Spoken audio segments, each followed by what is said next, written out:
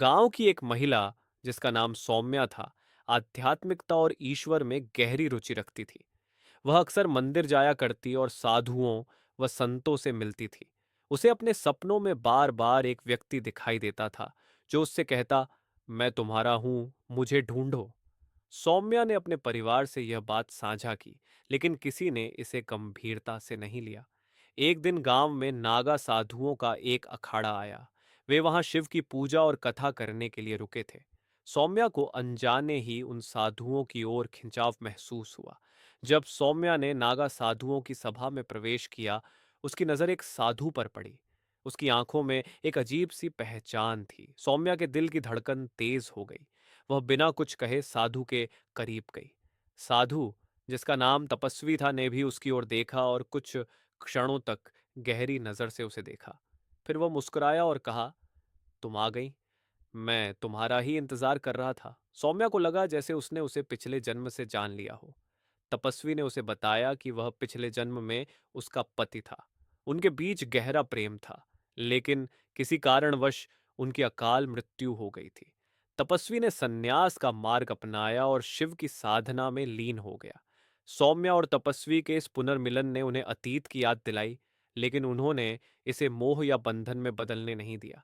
दोनों ने यह समझा कि उनका यह मिलन एक आध्यात्मिक उद्देश्य से था। तपस्वी ने सौम्या को यह सिखाया कि जीवन का असली उद्देश्य आत्मा की मुक्ति है, न कि भौतिक बंधनों में उलझना। सौम्या ने भी तपस्वी से प्रेरित होकर आध्यात्मिक मार्ग अपनाया और सेवा और ध्यान का जीवन जीने लगी। उनका यह पुनर्मिलन एक ऐसा उदाहरण बना जो यह दिखाता है कि प्रेम सिर्फ शारीरिक नहीं बल्कि आत्मिक भी हो सकता है। सौम्या के जीवन में कुछ अजीब घटनाएं घट रही थीं। वह कभी भी बिना किसी कारण के अचानक गहरे विचारों में डूब जाती, जैसे किसी अनजाने से याद की तलाश कर रही हो। कभी कभी वह सपने में उस साधु को देखती जो उसे हमेशा एक ही संदेश देता था, मैं तुम्हारा हूं, मुझे पहचानो। सौम्या को लगता कि वह किसी पिछले जीवन का अंश है, लेकिन वह समझ नहीं पा रही थी कि यह सब क्यों हो रहा था। वह नियमित रूप से एक प्रसिद्ध तपस्वी संत से मिलती थी, जिनके बारे में कहते थे कि वे पुराने समय के अनुभवों से जुड़े हुए हैं। संत ने एक दिन उसे बताया कि तुम्हारी आत्मा के पास एक पुराना वादा है। वह वादा समय आने पर पूरा होगा और तुम महसूस करोगी कि वह कितना गहरा था। जब सौम्या ने पहली बार तपस्वी को देखा, तो उसकी आंखों में अजीब सी चमक थी। उस व्यक्ति में कुछ ऐसा था जिसे वह पहचानती थी। तपस्वी की चुप और गंभीरता ने उसे आकर्षित किया, लेकिन उसके साथ साथ उसे यह एहसास भी हुआ कि इस आदमी के साथ उसकी कोई पुरानी कनेक्शन है। एक दिन तपस्वी ने अपनी साधना से समय निकालकर उसे अपने पास बुलाया। उसने सौम्या से कहा, तुम्हारी आत्मा ने हमारे संबंधों को पुराने समय से संजो कर रखा है। पिछले जन्म में मैं तुम्हारा पति था और हमारी मृत्यु एक असामान्य परिस्थिति में हुई थी। हम दोनों को एक दूसरे से बहुत गहरा प्रेम था, लेकिन जब हम शारीरिक रूप से एक दूसरे से दूर हुए, तो हमारी आत्माओं का एक गहरा साक्षात्कार हुआ। सौम्या को याद आया कि वह और तपस्वी एक गांव में रहते थे, जहां एक साथ पूजा करते थे और एक दूसरे के साथ अपने आध्यात्मिक सफर को साझा करते थे। मगर उनकी मृत्यु एक अनहोनी घटना के कारण हुई, जिसके बाद वे दोनों अगली बार एक दूसरे से जुड़े थे। तपस्वी ने सौम्या को यह समझाया कि उनका मिलन सिर्फ प्रेम का नहीं बल्कि एक साधना का परिणाम है।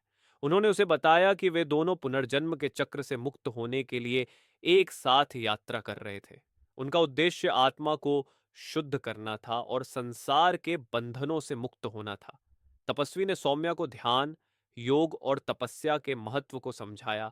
वे दोनों नियमित रूप से ध्यान करते थे और सौम्या ने खुद को पूरी तरह से इस यात्रा में समर्पित कर दिया। अब उनका प्रेम केवल एक दूसरे के प्रति नहीं था, बल्कि आत्मा के उच्चतम उद्देश्य के लिए था। वे दोनों मिलकर आध्यात्मिक ज्ञान का प्रसार करते थे, ताकि अन्य लोग भी इस दिव्य प्रेम और आत्मा की मुक्ति को समझ सकें। कुछ समय बाद सौम्या ने यह समझ लिया कि जीवन का असली उद्देश्य नहीं है सिर्फ रिश्तों और शारीरिक मोह में उलझना, बल्कि यह आत्मा की उन्नति, मुक्ति और ब्रह्म से एक होने की यात्रा है। उसने तपस्वी से यह सिखा कि प्रेम की असली परिभाषा न तो शरीर की सीमाओं में है और न ही समय के बंधनों में। प्रेम एक उच्चतर चेतना है जो केवल एक आत्मा को दूसरी आत्मा के साथ जोड़ता है। तपस्वी ने सौम्या को समझाया कि उनके पुनर्मिलन का उद्देश्य था हम दोनों को एक दूसरे के माध्यम से यह समझना था कि आत्मा की पूर्णता केवल तब संभव है जब हम अपने स्वयं के अस्तित्व से ऊपर उठकर ब्रह्म के साथ एकाकार हो जाएं।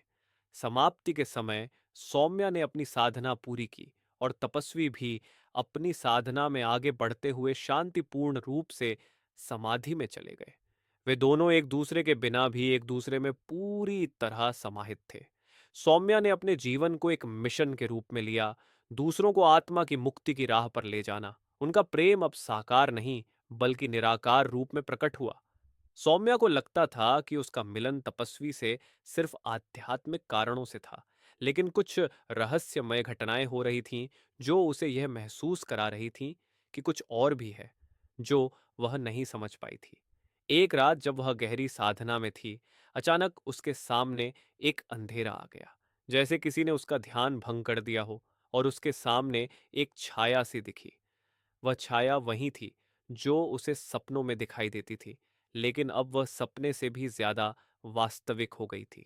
वह छाया धीरे धीरे तपस्वी के रूप में बदलने लगी और फिर एक धीमी आवाज में बोली, तुमने सही पहचाना नहीं। ये केवल तुम्हारा पति नहीं है, वह और कुछ है। सौम्या कांप उठी। वह समझ नहीं पाई कि यह सब क्या था।